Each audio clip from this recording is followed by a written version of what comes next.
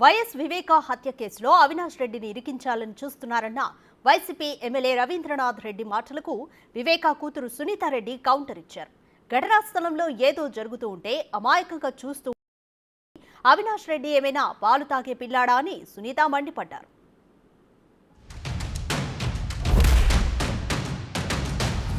ఏముంది ఏం జరిగిన తర్వాత వాళ్ళ బావమడిది శివప్రకాష్ రెడ్డి గారు ఫోన్ చేస్తే అక్కడికి పోయిన వ్యక్తి అక్కడ పోయిన తర్వాత ఆయన గంగిరెడ్డి గారు ఏదో చేస్తుంటే అమాయకంగా నిలబడుకొని చూస్తున్నాడు తప్ప ఇంకో రకమైన కార్యక్రమం కాదు.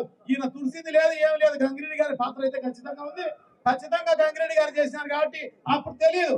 గంగిరెడ్డి గారు వివేకానంద రెడ్డి గారు ఇద్దరు చాలా క్లోజ్ గా ఉంటారు కాబట్టి సో ఆయన పక్క ఒకటే మంచంలో పండుకునే కార్యక్రమం, ఒకటే కంచంలో తినే కార్యక్రమం చేస్తున్నారు అన్నమాట.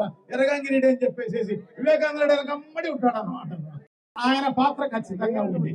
సో ఆయన చేస్తూ ఉంటే ఈయన ఆపలేకపోయి ఉండొచ్చు. ఎంతో క్లోజ్ గా వివేకానంద రెడ్డికి చాలా క్లోజ్ గా ఉండే వ్యక్తి ఈయన ఏదో చేస్తున్నాడులే అని చెప్పేసి అనుకుని ఉండవచ్చు అనమాట. సో అమాయకంగా ఆయన నిలబడుకొని పాపం ఈ విషయం ప్రజలందరికీ తెలియజేసే కార్యక్రమం ఫోన్ లో చేస్తూ ఆ కార్యక్రమం చేస్తున్నారు తప్ప ఇంకో కార్యక్రమం లేదు. కానీ ఈయన కట్టడం అనేది నిజంగా కూడా చాలా దారుణం, చాలా నిజంగా కూడా అన్యాయం.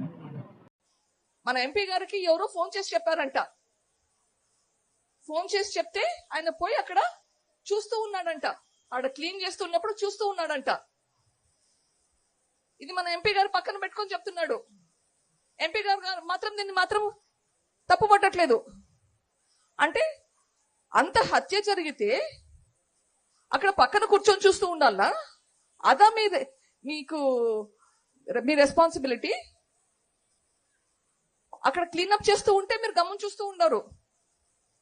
మీరేం పాల దాగే పిల్లోడా? మీకు బాధ్యత లేదా?